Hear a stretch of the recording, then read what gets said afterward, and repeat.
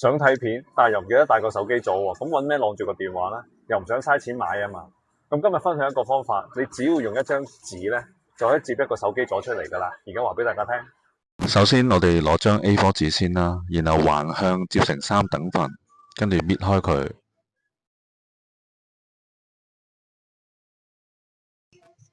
咁然後將長方形就對摺，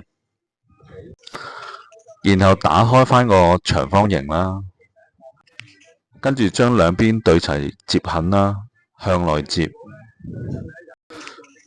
咁跟住將佢反去背面啦，然後呢，將嗰兩個細正方形呢摺上去。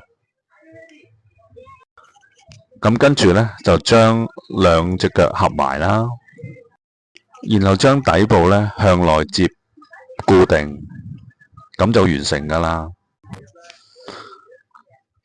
咁我哋而家呢，就將部手機放落去試下啦。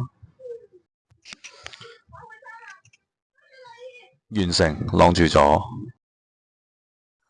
係咪好方便咧？咁幾分鐘就可以接個機座出嚟啦。咁又唔使嘥錢買個機座喎，又可以即刻用得到喎，一舉兩得。咁今日嘅分享到呢一度啦，跟住都仲會有好多 iPhone 功能分享㗎，記住 like 同埋 share 啊！